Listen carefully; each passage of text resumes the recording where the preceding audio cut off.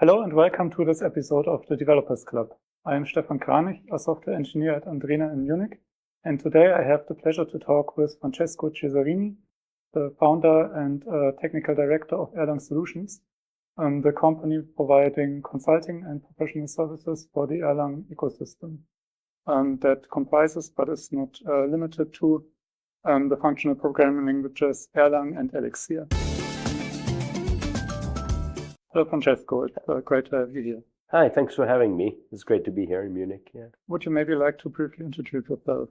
So I'm a programmer at heart. I studied computer science at Uppsala University in Sweden, and followed on with my career at the computer science laboratory, where I did my master thesis project with the co-inventors of Erlang, and kind of liked the language. So from there, I started working with Ericsson's broadband solutions, which back in the 90s were all written in Erlang. So I helped. The first project was working on the ADSL solutions. I worked on broadband over coaxial cables. We worked on the predecessor of WiMAX, helped set up the teams which delivered GPRS, which kind of still lives on today in 5G networks. Mm-hmm. And from there I've co-authored two of the Erlang books for O'Reilly Media, and a passion of mine has always been teaching. So first teaching corporate clients and later on at universities. So I did 10 years at the IT University of Gothenburg, and later on Oxford University approached me to teach the masters in software engineering. And so I've been there for, I think LinkedIn reminded me last week, for 14 years. And I teach the concurrency programming course there. And there in between, I kind of lead the teams and am responsible for delivery at Erlang Solutions. So looking at delivery, architecture, and also trying to help the languages spread and find a solid user base. Mm-hmm. Okay, Francesco, if you allow me, maybe let's begin at the beginning. So you've already mentioned you have been working at Ericsson, and I have read that you have been part of the team that developed the first release version of the Open Telecom platform, or OTP for short. You shouldn't mention the word telecom. OTP. Yes, we tried to raise the word telecom because when it first came out, it was anything but open.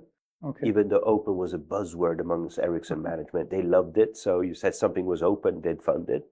Had nothing to do with telecom, but it was Ericsson. They were funding it. So, but what it was, in fact, was a platform, and it was the middleware, which we then used for all airline systems, which went into production. Yeah. So now it's such a fundamental part of both Erlang and Elixir, that for me as an Elixir developer today, it almost sounds like you've been involved in the invention of the wheel. The problem is when you're inventing the wheel, you don't realize you're inventing the wheel. Mm-hmm. It's we were working on a project we believed would help programmer productivity, but and this was in '97, so almost 30 years on. If you tell me I'd be sitting on a sofa talking about what I was doing and developing back then, I wouldn't have believed it. Mm-hmm. You don't realize what an impact it has on and it has had on the software development world. And there've been clones, done for the JVM, done for .NET, and there are even talks about using a lot of those strategies, and it's actually happened in the browser, in JavaScript as well. So what made OTP such a success? It made it a success that it helped increase programmer productivity. So Erlang, was a concurrent programming language. A lot of things. So you modeled your programs with a lot of things happening at the same time, and the more things happen at the same time, the more things are likely to go wrong. And so as a result of that, there are a lot of kind of edge and borderline scenarios which are the same between one project and another.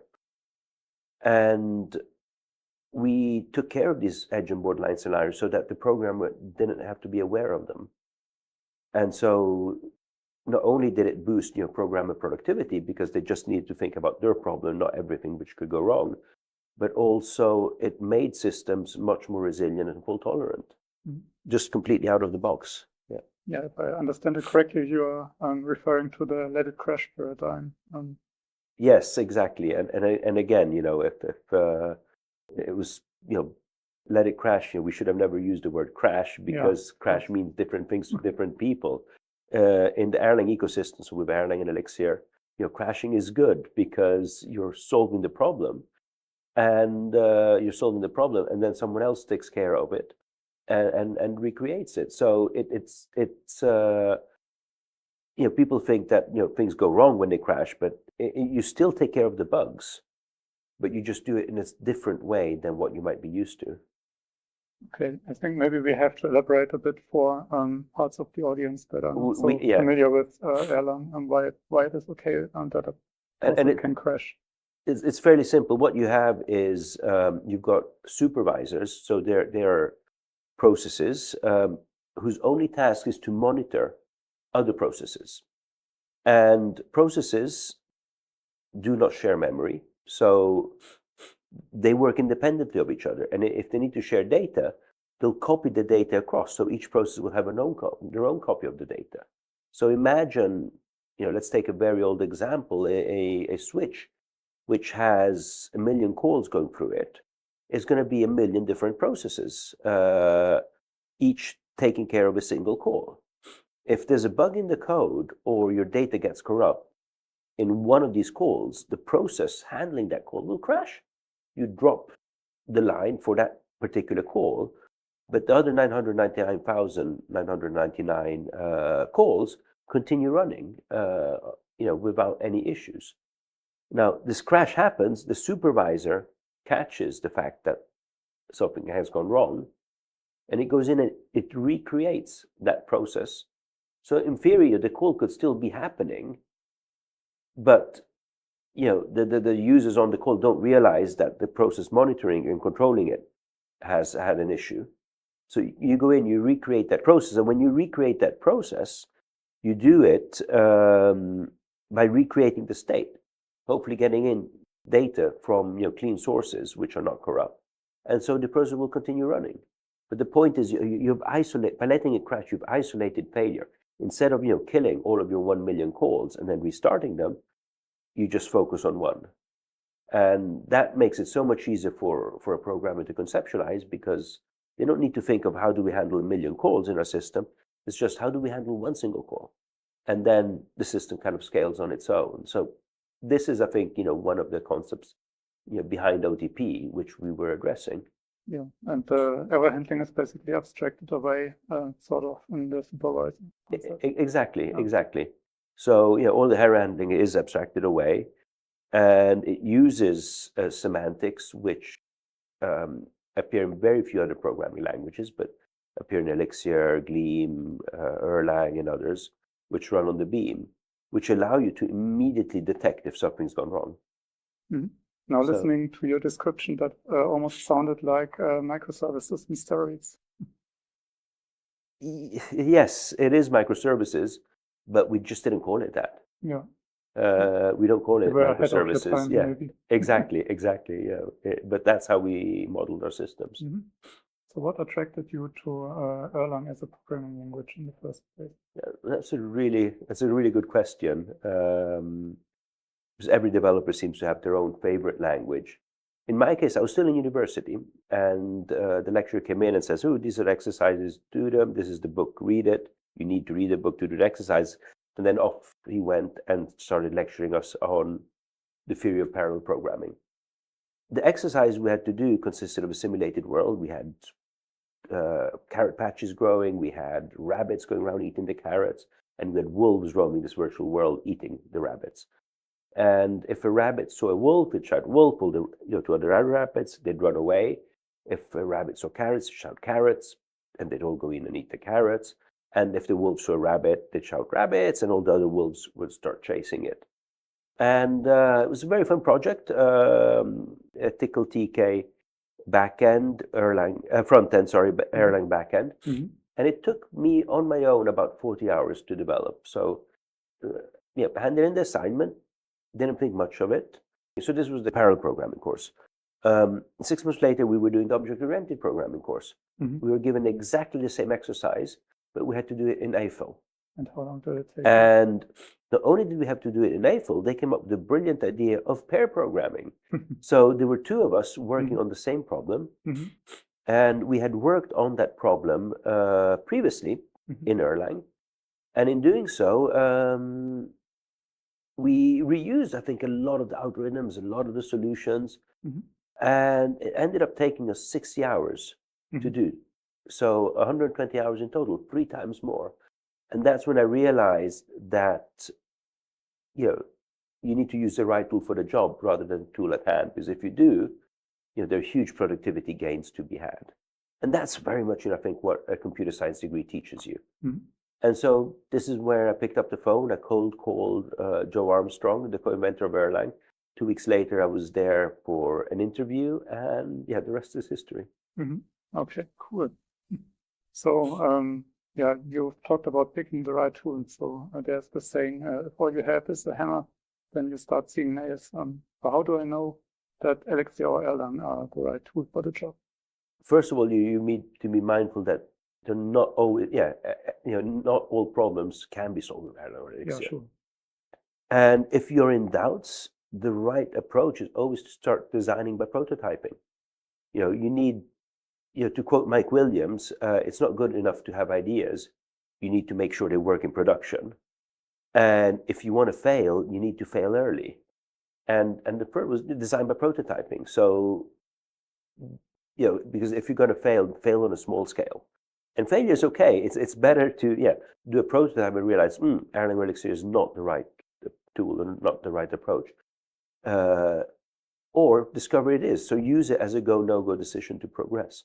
And what you should be addressing in your prototype are areas which are of concern to you. And it could be, and they could be very different to areas of concern, to areas of concern which developers with more experience might have. But it's at the end of the day, you're the one who has to deliver, and you're the one who has to make the choice. So you need to address your concerns, and you do that in a proof of concept or a prototype. Very different meaning between POC and a prototype, and that will tell you if it is the right tool for the job, especially with a young programming language like Elixir, which has been around for a while now, but not that long. It's still finding its way into new niches. We had the same with Erlang when we tried to get into web development, we tried to get it into fintech, into from telecoms into blockchain, and every time will it work? Databases, will it work? Will it not work? Let's do a prototype, and that's how we started all our projects. And very rarely did a prototype fail. And then Jose Berlin came around and gave you Elixir and Phoenix, which somehow resembles Ruby on Rails in a way, and that made web development easier. Every time I meet a language inventor, and I've been fortunate enough to meet many of them, I ask them one question, which is, what problem were you trying to solve? And Jose Berlin, I think, has given me the best answer I've heard so far, and it was, I wanted to bring the power of Erlang to a much wider set of developer communities. So he took Erlang and, starting with the web. So he took Erlang and started providing tooling, which, for us doing backend systems, we didn't need. We had a completely different approach to software development. We had a bottom-up software approach in the Erlang space. You do web development, you need a top-down approach. You need that immediate visualization, that gratification, which tells you that you're on the right track to then continue. And so, he went from bottom-up to top-down. He created an incredibly powerful, he helped, with Chris McCord, created an incredibly powerful web framework. So it's kind of the next generation of Ruby on Rails called Phoenix, and started innovating with it, but also making it accessible to large community of programmers which wouldn't have touched Erlang. If you've got a computer science degree, you don't get hung up on syntax. They'll teach you, a dozen programming languages in your 5 years when you're taking your degree, and you pick them up, and syntax, you get over it in a few days. for someone who maybe doesn't have as many programming languages under the belt, syntax is important. So it was genius, to give it a Ruby-like syntax. Yeah, I must admit that Erlang looks a bit scary even to me. And, it's not scary. It's Prologue's beautiful. Yeah, no, we always joked, hey, guess what? You know Ruby or learning Elixir is easy.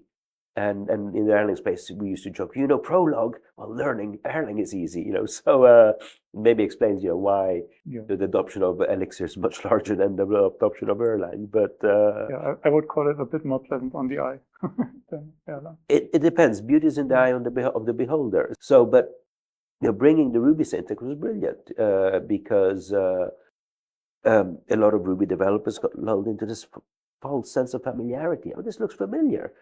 And it motivates them to keep on digging into it. Tooling, they really kind of brought the tooling in the Erlang ecosystem to the 21st century, providing tools web developers were familiar with. Package manager, again, we had package managers back in the mid 2000s in the Erlang world. We had tooling similar to Hex. We had tooling similar to what the Elixir world has today, but no one used it. It never picked up the adoption because of the problems we were trying to solve. So we couldn't. We were doing financial switches, which switched billions of dollars a day. Telecom switches. We couldn't rely on external packages. We needed to know every single line of code which went into that system. And you froze it in a particular release and tested it. So the tools were there, people weren't using them. And also working with enterprise, back in the days, they told you what tools to use. You couldn't go in and say and pick or lead the way.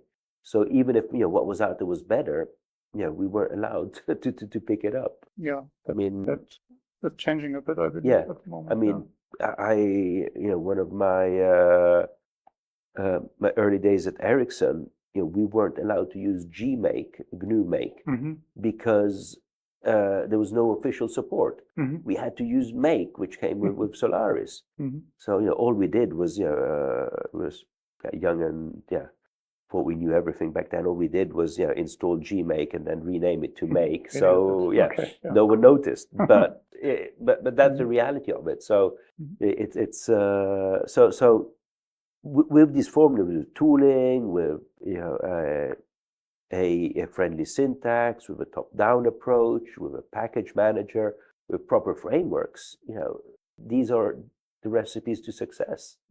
And so Jose succeeded with the web development world, and did a lot of work in the embedded space with nerves, and now look at what's happening with AI and the whole NX ecosystem.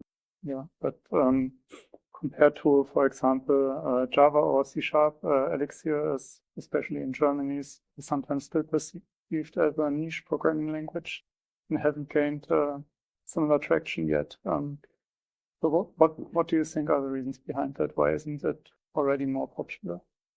It's, well, if you look at the .NET ecosystem, you've got Microsoft behind it, pushing lots of money in marketing. Java, Sun Microsystems had marketing teams just there to make Java popular. Now it's happening with Oracle. So I think Python is probably and Ruby or your language in the Toby Index, which might be an exception to that. But you need big organizations pushing languages out there, and it's not a technical exercise. It becomes a marketing exercise, unfortunately.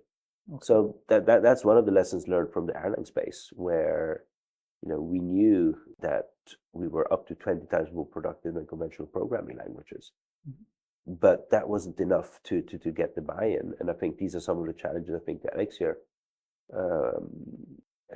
space is facing right now. That said, there is a constant growth, and I think there are tools, libraries, coming and happening. and this growth was going to continue. And At Erlang Solutions, you probably have a good overview of companies that have already adopted Erlang or Elixir. Absolutely, yes. So can you maybe share some insight in what sectors or so what purposes? If you go back to Erlang, it's mainly infrastructure. It used to be mainly infrastructure. So it could be telecom infrastructure, fintech, so financial switches. Go back, messaging, it's huge in the messaging space.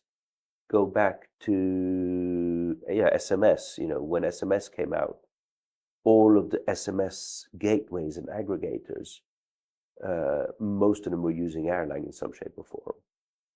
And exchanges as well. So at the end of the day, if you're switching phone calls, you're switching money or stocks or instant messages or SMSs, the logic's still the same. What changes is the time requirements, the SLA, but also the fact that you may never lose a financial transactions. You can lose the instant message or SMS. Yeah, I'm currently working for a customer of Andrena from the energy industry. And we are switching energy basically in a energy management system. Exactly. Yeah. Exactly. So you're switching energy flow, you're moving from batteries to the grid, from the grid, from one power supply to another, from one grid to another. It's exactly the same logic, and it's perfectly suited for it. Yeah. So what are the problems that your customers are facing? Why are they approaching Erlang Solutions? Most of our customers, they usually tend to come because they're facing problems of scale. They're struggling getting their systems to scale, or having issues with fault tolerance. So those are those are at the heart of, I think, any system we write in the Erlang ecosystem. Many want to migrate over to the Erlang ecosystem from, for example, Ruby, and so we help with a lot of those migrations. So you look at the areas. It's digital health, a lot of really exciting projects. Fintech, so we're talking about payment switches, payment gateways, financial switches, banking backend systems, and if you want to include crypto, there's a lot of blockchain and crypto projects also in that space. During the NoSQL movement, there were a lot of databases. About 7 of the top 10 distributed key value stores back in the early days, so 2009, were written in Erlang. 2010 were written in Erlang. Even though it originally wasn't part of our DNA, we're seeing more and more front-end web work where we help with the backend, where they've created a monolith which becomes very hard to scale as the complexity of the backend software goes. So we go in and we help them break up that monolith into microservices, providing, creating an effective distributed system. So these are the types of problems. But it's always scale, it's always reliability, and it's the main reasons as to why you want to move to the Beam and Erlang ecosystem. Okay. In February, we actually had a public event at Andrena Object as part of the Object Forum series. And this was a tongue-in-cheek programming language battle, where different software engineers from Andrena basically challenged each other to solve certain problems in their favorite programming language, and in doing so showcase the nice features of that language. And I was representing Elixir at that event, and of course we won. There was no official winner, but at the end of that event, someone from the audience approached me, and they said, I really love Elixir, and I also find the Beam VM, which powers it under the hood, quite impressive. But so far I've shied away from using it for a business critical project. And I didn't actually know what to reply. I was tempted to say something like fortune favors the audacious, or even no risk, no fun, but that probably wouldn't have convinced the person. So in hindsight, I think I should have said, I think it has such a vibrant community. It will always be around also in 10 years or so. Absolutely. So, I mean, the vibrant community is what you actually see because it's kind of the surface. And it's an amazing community. It's also great seeing how welcoming the community is towards other languages as well. Mm-hmm. So it's, you know, and I think Jose Valin, so the creator of Elixir, and I have always kind of been adamant over the fact that all communities have a lot to learn from each other. Elixir has taught a lot to the Erlang developers and brought a lot to the community. Erlang has given a lot to Elixir. And now with Gleam coming along, you know, there's a lot of openness and willingness to help the Gleam mm-hmm. community become successful because together we're stronger. And so, you know, that's fantastic. You know, it's and it's people with different backgrounds, different mindsets, solving different problems, who all of a sudden kind of meet and start working together. But then under the hood, you've got Ericsson. Ericsson has, you know, for the past 30 years, they've had a team of 25, 30 people working on the Beam, working on the core libraries, working on OTP. They've bought the JIT compiler, they've bought multicore, the JIT compiler, they've bought you know, optimizations, WhatsApp, just by recompiling their code base from one version of OTP to another, were able to reduce their server needs by 30, 40%. There's a tweet out there by WhatsApp. And this is thanks to the hard work done by Ericsson. Ericsson uses Erlang in its 5G networks, and they're going to probably use it in the 6G networks. And when that happens, you've got a budget secured for another decade. Yeah, I think. Why change a winning recipe? So, you know, they're definitely going to go ahead with it. And there's the budget secured for the actual core of what powers the whole ecosystem.